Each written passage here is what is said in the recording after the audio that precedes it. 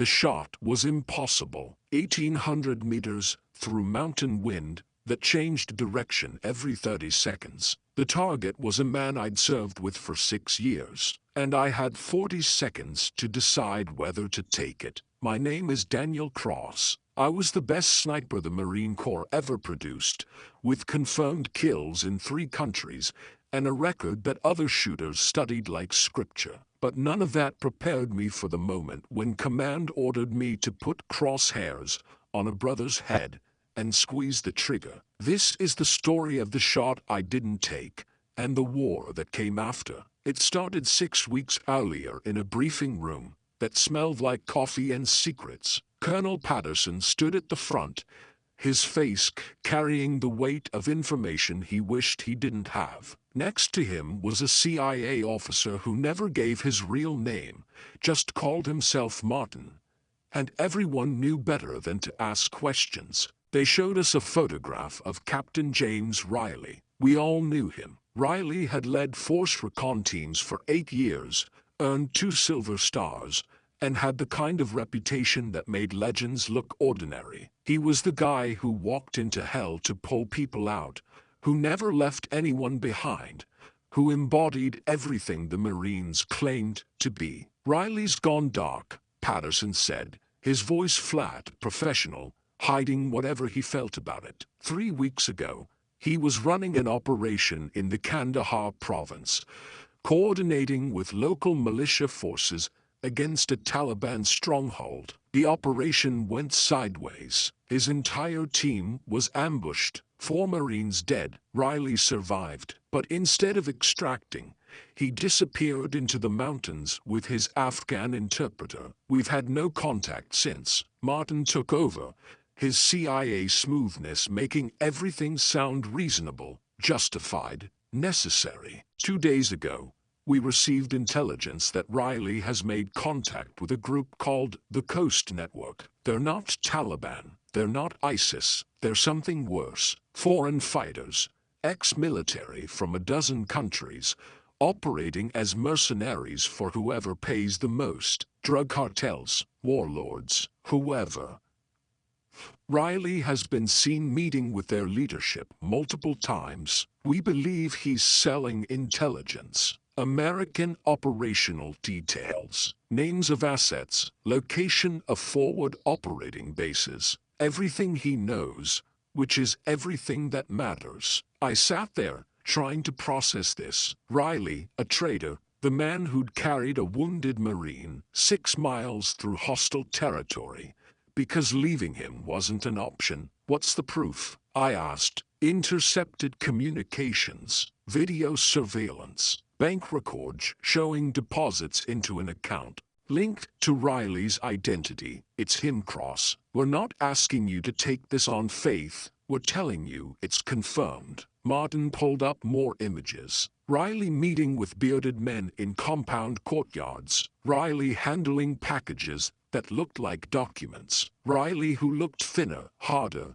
different somehow. We need him eliminated before he compromises any more operations, before he gets more Americans killed. You're the only shooter with the skill to make this shot in this terrain, and you knew him, which means you can identify him with certainty. No mistakes, no wrong target. The mission brief took an hour. They showed me maps, elevations, wind patterns, extraction routes. They gave me a spotter named Williams, a kid barely 23, who'd never been in combat but could read weather like poetry. They gave me 72 hours to insert, locate, and execute. And they gave me the weight of knowing I was about to kill a man who'd once saved my life in Fallujah, when an IED turned my Humvee into shrapnel and flames. Riley had pulled me out, carried me through gunfire to a medevac, told me stories to keep me conscious while I bled. Now I was supposed to repay that debt with a bullet. Williams and I inserted by helicopter at dawn,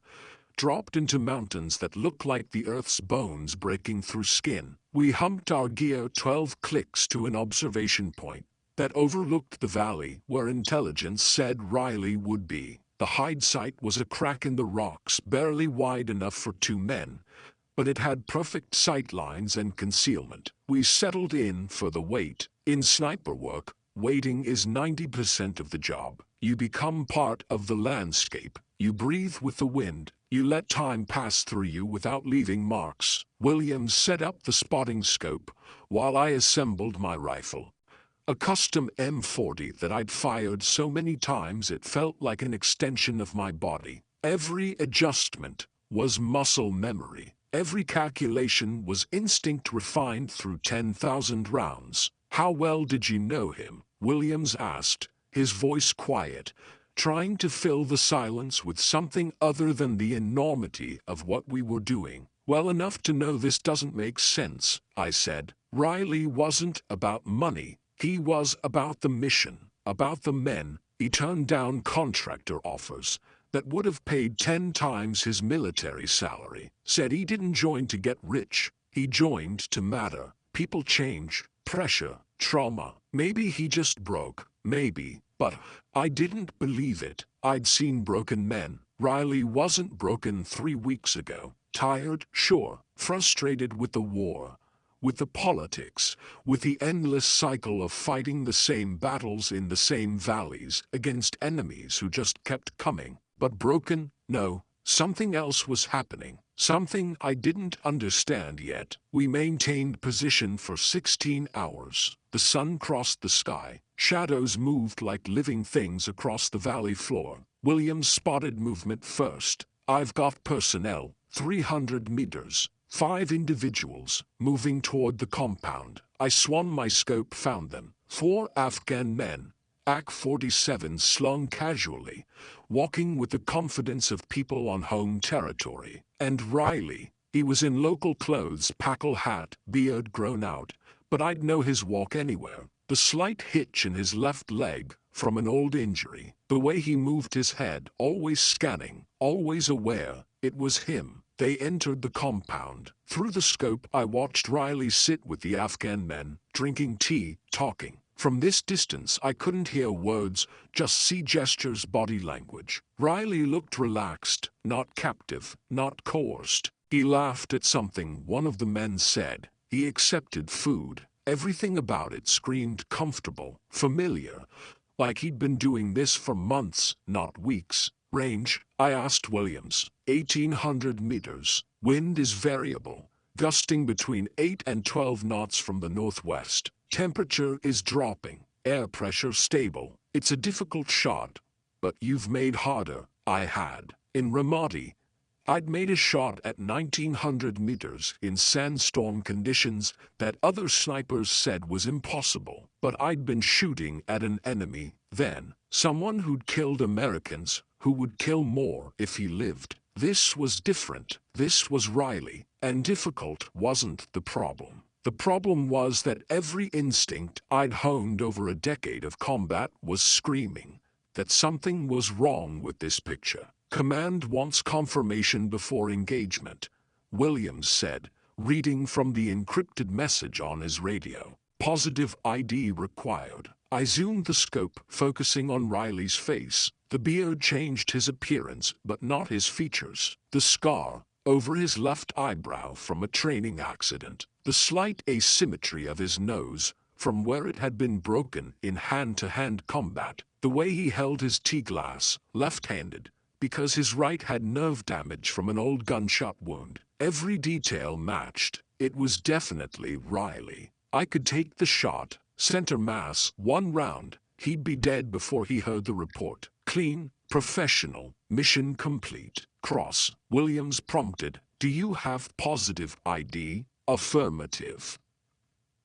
"It's Riley." My finger rested on the trigger guard, not on the trigger itself. Not yet, because something was stopping me. A detail I couldn't quite identify. Something wrong with the scene below. Then I saw it. Riley stood, moved to a window, looked out across the valley. Not casually, deliberately. He was looking up, toward the ridgeline, toward where a sniper would position if they were watching the compound. He couldn't see us. The distance was too great, the concealment too good, but he knew. Somehow, he knew someone was watching. And then he did something that changed everything. He raised his left hand to his face, scratched his eyebrow 3 times, quick, deliberate, a signal. The same signal we'd used in Fallujah to communicate when radio silence was required. The signal that meant, friendly forces present, do not engage. Did you see that?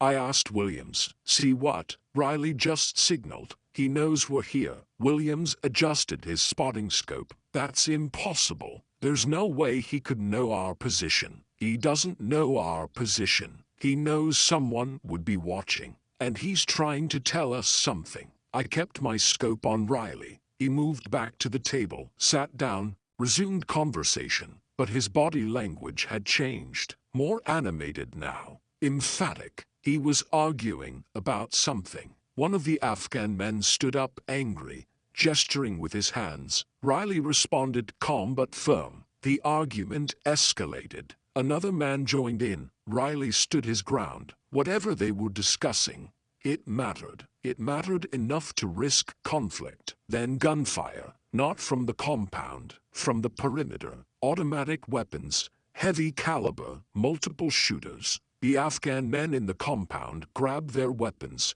moved to firing positions. Riley drew a pistol from under his shirt, moved to a window. He wasn't captive. He was defending the compound, fighting alongside the men command said he'd betrayed us for. We've got hostiles, Williams said, tracking the new arrivals through his scope. 20+ fighters, moving in assault formation. Professional movement. This isn't Taliban. These guys have training. I watched through my scope as the attackers closed in. They moved like soldiers, using cover, coordinating fire, advancing with discipline. The defenders in the compound were outnumbered and outgunned. Riley was in the middle of it, firing controlled shots, directing the Afghan men to better positions, trying to organize a defense that couldn't possibly hold. He was going to die down there. In about 3 minutes, those attackers would overrun the compound,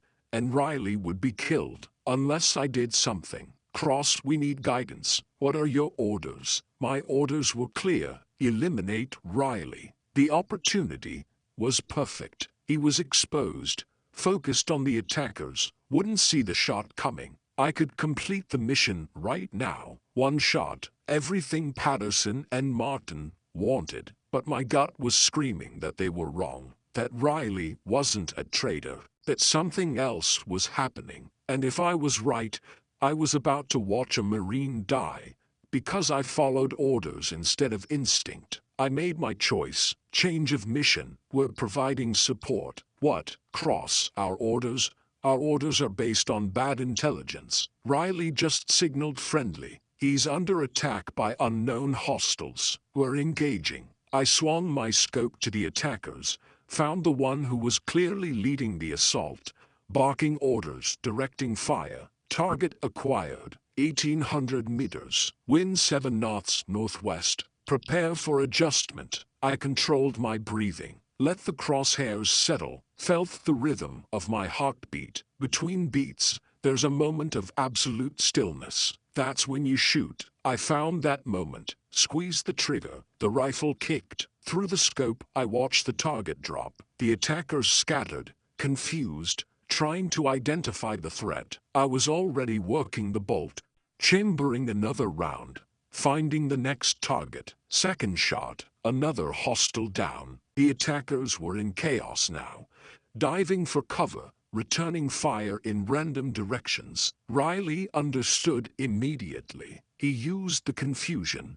to organize a counterattack, leading the Afghan defenders out of the compound in a flanking maneuver. They hit the disorganized attackers from the side. The fight lasted 4 more minutes. When it ended, the attackers were dead or running. Riley stood in the compound courtyard, looking up toward the ridgeline again. He couldn't see me, but he knew I was there. He raised his hand, not a wave, a salute, recognition from one Marine to another. Cross, we just disobeyed a direct order, Williams said, his voice tight with the implications. They're going to crucify us, probably. But Riley's alive, and I need to know why Command wants him dead. We maintained position through the night. At dawn, Riley left the compound alone, walking into the mountains, not running, not hiding, walking like a man with purpose. I tracked him through my scope, watching where he went. 2 hours later, he stopped at a cave system about 3 clicks northeast. He entered, stayed for 20 minutes, came out carrying a small backpack. Then he did something extraordinary. He sat down in clear view and pulled out a mirror. He angled it toward the sun. Then he flashed a signal, Morse code. The message was simple. Cross, if you're watching, come down. We need to talk. Williams looked at me. That's a trap. Has to be. Maybe. Or maybe it's the truth. I started breaking down my rifle. You stay here. Cover me. If this goes bad, you report everything to Command. Tell them what we saw, what we did. Make sure it's on record. And if it's not a trap, if Riley is clean, then we just saved a Marine who was trying to do the right thing. And we're about to find out what the right thing actually is. The hike down took 90 minutes. Every step, I expected a bullet. Every shadow could hide an enemy, but nothing happened. I reached the cave system and Riley was there, sitting on a rock, looking exactly like he always had. Tired, determined, alive. Cross, he said, his voice rough from weeks in the mountains. I figured they'd send you. You're the only shooter good enough to make that shot. I almost took it, almost killed you on Command's order. You want to tell me why I shouldn't have? Riley smiled, but it was sad, knowing, because Command is compromised, because Martin isn't CIA. He's a contractor working for a private military company that's running a protection racket out here, because the Coast Network isn't what they told you, and because 4 Marines died because I found out the truth. He opened the backpack. Inside were documents, USB drives, photographs, evidence. 6 months ago, I started noticing patterns, insurgent attacks that seemed to target specific convoys, specific patrols, American intelligence that somehow ended up in Taliban hands, money flowing through channels it shouldn't flow through. I started investigating quietly. What I found was a network of corruption that goes all the way to the top. American contractors paying local warlords to attack American forces, not to win, to sustain, because every attack justifies more contracts, more money, more war. That's insane. Why would anyone? Money cross. Billions of dollars in military contracts. Companies that profit from instability. They don't want peace. Peace means they go home. War means they get rich. And when I got too close, when I found proof, they tried to kill my team. The ambush wasn't Taliban. It was a hit. Professional. Targeted. 4 good Marines died because I wouldn't let it go. I sat down, my head spinning. The Coast Network is a group of Afghan locals trying to fight back against the corruption. Former interpreters, villagers who've lost family to these manufactured attacks. They're not terrorists, they're victims trying to survive. I've been working with them, gathering evidence, trying to find someone in command we can trust. But Martin's company has reach. They've branded me a traitor, sent you to kill me, and they'll bury the truth under my corpse. So what do we do? Riley looked at me, and I saw the weight he'd been carrying. We expose them, but we need proof that can't be ignored. Proof that'll survive even if we don't. Over the next 3 days, Riley showed me everything. Documents detailing payments, communications showing coordination between American contractors and Afghan militants, names of officers who were complicit, evidence of attacks that had been staged, Americans who died to line corporate pockets. It was overwhelming, it was monstrous, and it was real. We couldn't go back through normal channels. Martin would know immediately. We needed to go public, but carefully. Riley had contacts, journalists who'd broken major stories before, who had the credibility to make people listen. We worked out a plan: upload the files to multiple secure servers, send encrypted packages to 3 different news organizations simultaneously, then disappear long enough for the truth to spread beyond anyone's ability to contain it. The problem was the uploading. We needed satellite time encryption bandwidths. That meant accessing a military communications array. That meant going back to Bagram. That meant walking into the lion's den and hoping the lions were too busy to notice. Riley and I made the approach at night, 2 ghosts moving through terrain we knew too well. Williams provided overwatch, his spotting scope tracking our movement, ready to call out threats. The communications facility was a low building on the north edge of the base, minimal security, because nobody expected threats from inside the wire. We bypassed 2 checkpoints using credentials Riley had kept from his Force Recon days. Inside the facility was quiet, just a night crew monitoring routine traffic. Riley moved to a terminal while I watched the door. His fingers flew across the keyboard, uploading files, routing them through servers scattered across 3 continents, making them impossible to trace back, impossible to stop. 10 minutes. That's all we needed. We had 7 when the alarms went off.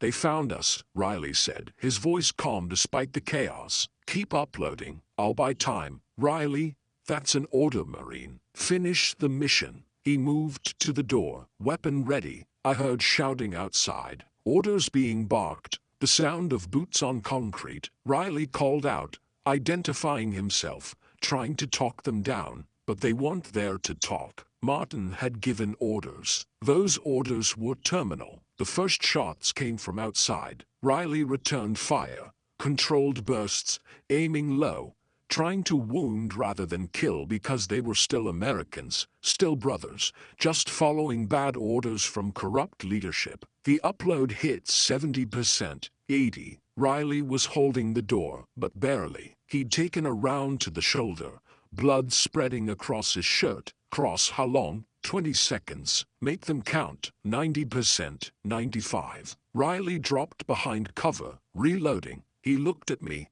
and in his eyes I saw acceptance. He knew he wasn't walking out. He'd known from the start. This was always a one-way mission. Tell them, he said. Tell them it mattered. Tell them Marines don't abandon the truth, even when the truth costs everything. 100%. Upload complete. Files sent. The truth was out there now, beyond anyone's reach. Riley smiled. Get out, Cross. Back door. They don't know you're here. You can still. I'm not leaving you. Yes, you are. Because someone needs to verify the story. Someone needs to make sure the evidence isn't buried. That's you. That's your mission now. He was right. I hated it. But he was right. I moved to the back exit, looked back one last time. Riley raised his hand. That same salute from the compound. Brotherhood transcending orders. I returned it. Then I ran. Williams extracted me 2 hours later. We disappeared into the mountains,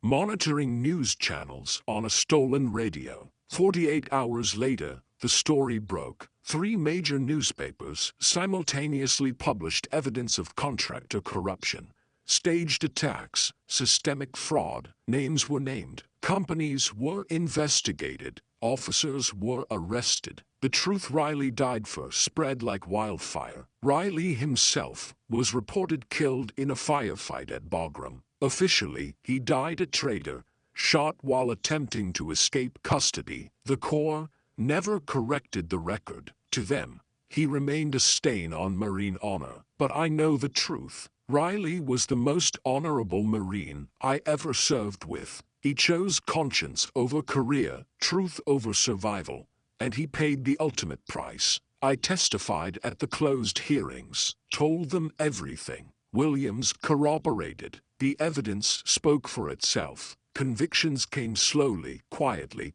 buried in classified proceedings. Justice happened, but not publicly. Never publicly, because acknowledging the corruption meant acknowledging how deep it went, how many had profited, how many Americans had died for corporate bottom lines. First left the Corps 6 months later, not forced out, but I couldn't stay. Couldn't wear the uniform, knowing what I knew. Couldn't serve a system that honored criminals and branded heroes as traitors. I went home to Montana, tried to build a life from the pieces. But Riley's face haunts me. His last words echo through my dreams. Here's what I learned in those mountains.